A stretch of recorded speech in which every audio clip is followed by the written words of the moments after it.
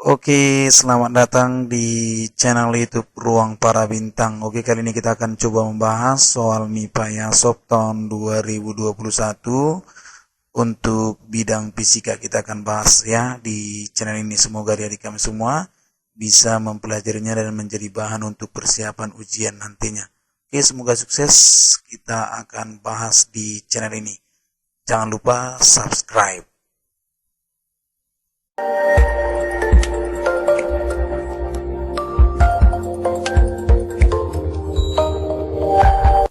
Oke, baik. Di soal yang pertama, ini katanya begini ya. Eh, Benda dengan massa 2 kilogram dalam keadaan diam mendapat ya, mendapat gaya F sama dengan 8I dikurang 4 Tj. Waktu yang dibutuhkan agar benda mencapai laju kecepatan 15 meter per sekon adalah, nah di sini optionnya ada itu si A 3 sekon, si D 3,5 sekon, si C 4 sekon, dan si D 4,5 sekon. Dan si E dia 5 sekon. Nah, jawaban yang paling tepat kira-kira mana? Nah, pasti ada yang udah pernah mengerjakan soal seperti ini, ada juga yang belum ya. Oke, bagi yang belum, mari kita lihat cara penyelesaiannya. Nah, di sini ada gaya ya. Ada gaya, kemudian ada massa, kemudian ada kecepatan. Jadi kita mau cari hubungan antara gaya dengan kecepatan. Nah, hubungan gaya dengan kecepatan pasti terhubung akibat adanya sebuah percepatan. Jadi kita cari dulu percepatannya berapa. Oke, percepatannya sama dengan ya A sama dengan F per M. Ya, F-nya di sini 8I dikurang 4Tj per 2N ya. Maksudnya 2N ini adalah 2 kilogram ya. Oke, jadi A-nya kita peroleh itu sama dengan 4I dikurang 2Tj ya. Oke, nah ini dia A-nya. Nah, sekarang kita mau cari hubungan antara kecepatan dengan percepatan. Nah, kalau percepatannya berbentuk vektor ataupun berbentuk fungsi, maka hubungan antara kecepatan dan percepatan itu adalah begini. Kecepatan bisa dicari dari percepatan dengan mengintegralkannya terhadap waktu. Jadi, V sama dengan integral A dt gitu ya. Oke, nah, di sini ketika kita integralkan si A itu sama dengan 4I dikurang 2T J ya. Nah, jadi nanti hasil integralnya terhadap dt sama dengan V sama dengan 4T dikali I dikurang T kuadrat dikali J ya. Nah, ini hasilnya. Nah, bagi adik-adik yang belum tahu, kalau kita ingin mengintegralkan 2T kuadrat atau minus 2, itu nanti sama dengan begini. Terhadap dt ya. Itu sama dengan begini. Minus 2T weight ya. Nah, kalau kita ingin mengintegralkan misalkan 2T terhadap dt, itu nanti hasilnya seperti ini. 2T-nya atau pangkatnya, pangkat si T, itu kita tambah 1. Jadi, pangkat 2, kemudian pangkatnya ini kita jadikan sebagai pembagi di sini. Maka hasilnya minus T kuadrat. Maka seperti itulah ini integral terhadap 2T ya. Nah, kemudian bisa kita lihat bahwa di sini si V-nya masih dalam bentuk vektor dan memiliki fungsi waktu ya.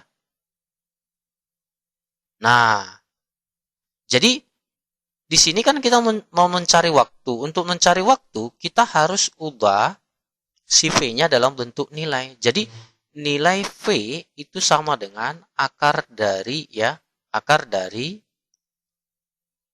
Vx kuadrat ditambah Vy kuadrat. Nah, Vx ini maksudnya apa? Vx itu adalah kecepatan searah sumbu X. sedangkan VY adalah kecepatan searah sumbu Y. Jadi nanti di sini si J adalah searah sumbu Y, sedangkan si I adalah searah sumbu X. Jadi di sini bisa kita dapatkan Vx sama dengan 4T kuadrat ditambah, kalau si Y-nya berarti dia minus ya, minus T kuadrat pangkat 2. Nah, ini hasilnya berapa? Nilai V tadi berapa dapat kita? 15 ya. 15, kemudian ini 16 T kuadrat ya, ditambah T pangkat 4. Nah, ini hasilnya positif ya, karena pangkat genap dia. Oke, sekarang ini persamaannya masih dalam bentuk akar nih, ya kan? Nah, supaya hilang akarnya, sama-sama kita kuadratkan ruas kanan dan ruas kiri. Jadi hasilnya di sini 225 sama dengan 16T kuadrat ditambah T pangkat 4. Ya. Jadi di sini persamaan dari kecepatannya kita harus ubah ke persamaan kuadrat ya. Nah, supaya nilai T-nya dapat gitu. Nah, dikurang 225. Jadi di sini untuk mencari waktu kita harus ambil nilai T yang bernilai positif. Nah, karena waktu selalu positif ya. Jadi di sini kita peroleh T pangkat 2 ditambah 25 kemudian dikali T pangkat 2 dikurang 9 sama dengan 0. Jadi di sini T pangkat 2 ditambah 25 itu kan hasilnya seperti ini. T pangkat 2 itu sama dengan minus 25. Jadi nilai T-nya di sini negatif. Jadi kalau kita akarkan nanti dia hasilnya imajiner. Ya, imajiner. Artinya waktu nggak bisa kita buat dalam bentuk imajiner ataupun negatif ya. Jadi ini tidak memenuhi. Oke, sekarang tinggal T pangkat 2 dikurang 9 sama dengan 0. Ya. Nah, jadi nilai T-nya di sini bisa kita peroleh bahwa T kuadrat sama dengan 9 ya. Jadi kalau kita ambil nilai T-nya maka ini harus kita akarkan. Ya, oke. Nah, jadi akar 9 berapa? Ya 3 ya kan, plus minus 3. Jadi nilai T yang kita ambil adalah nilai yang positif. Ya, yaitu 3 sekon. Bukan nilai T yang negatif. Ini tidak memenuhi. Nah, yang memenuhi hanya ini. Ya, oke. Jadi jawaban yang paling tepat itu adalah 3 sekon. Oke, baik. Soal yang kedua kita lanjut ya. Soal yang kedua begini. Bola A dilepas dari ketinggian H di atas permukaan tanah. Bersamaan dengan pelepasan bola A, benda B diberi kecepatan vertikal ke atas besar V dari permukaan tanah ya. Agar A dan B mencapai tanah pada saat yang sama, harus dipenuhi hubungan. Hubungan apa ini ya? Nah, kemudian di sini katanya dalam kurung percepatan gravitasi itu sama dengan G, kemudian V kuadrat itu sama dengan V kuadrat, maksudnya V0-nya itu ya. Oke, sama aja nanti. Oke, nah di sini optionnya H sama dengan 2V kuadrat per 2G.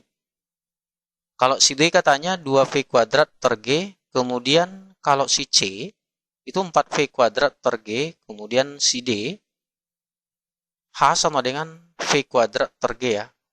Kalau si E, H sama dengan V kuadrat per 2G. Oke, kira-kira jawabannya yang paling tepat mana nih ya?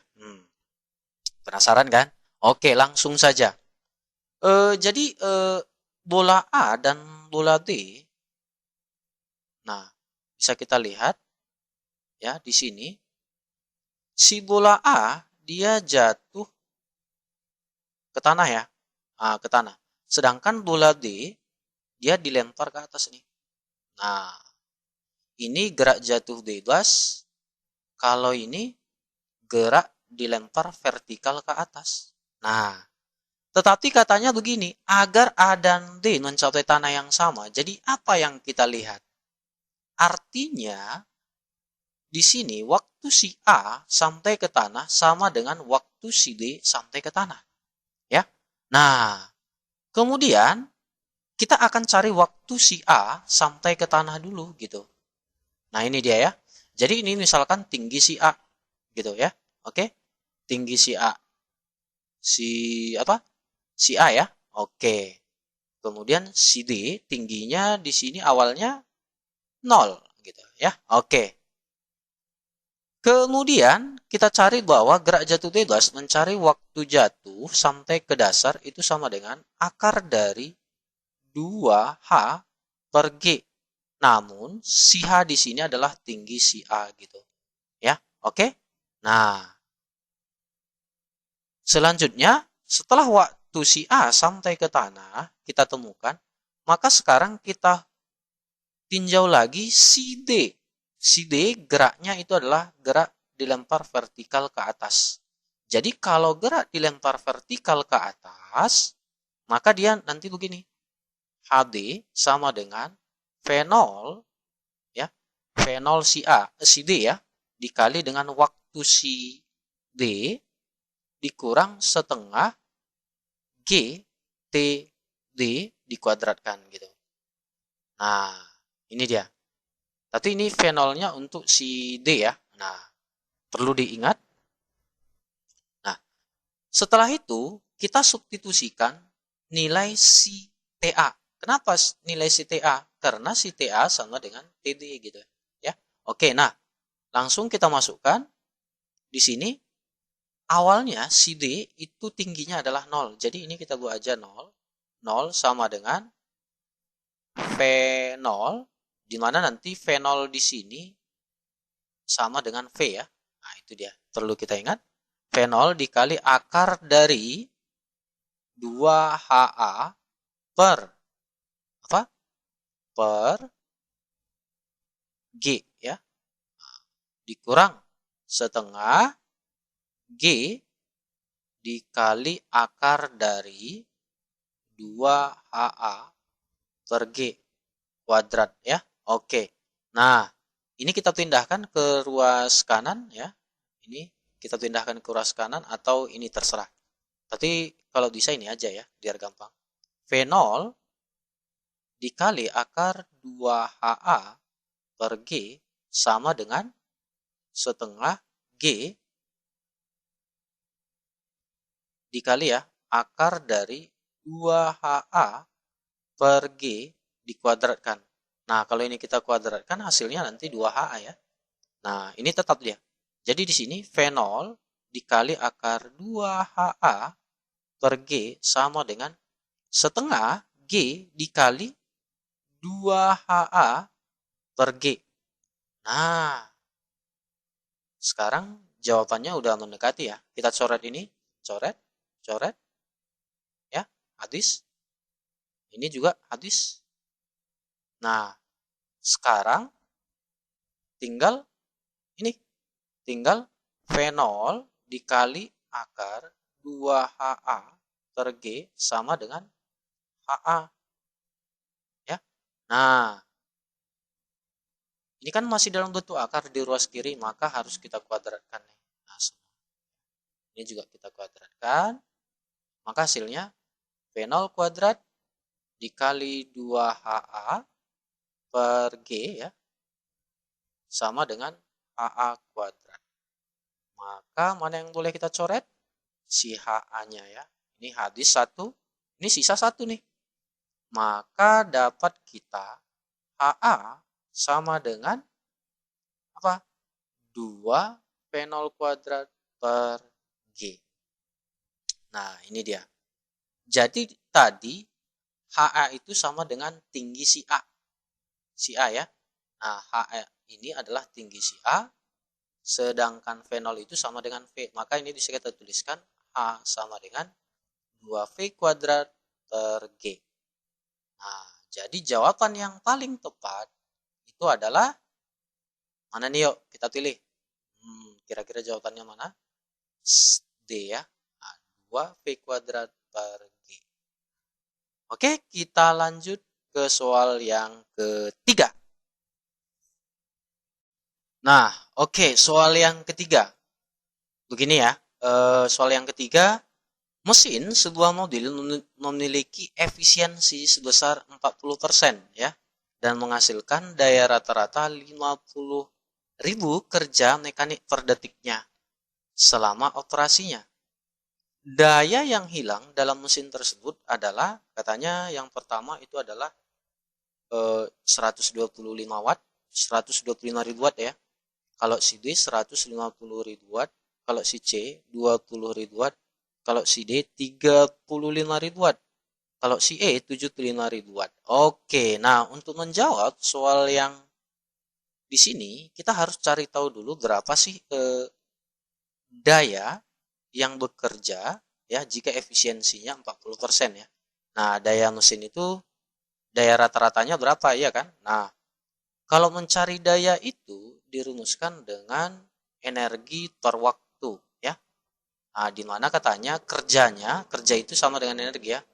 Tiap 1 sekon itu adalah 50.000 ya per detik atau 1 sekon itu sama aja.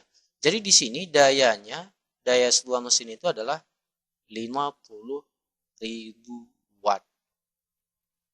Nah, kemudian yang ditanya itu adalah berapa sih daya yang hilang gitu. Nah, untuk mencari daya yang hilang, kita perlu cari daya awal. Ya, daya awal gitu.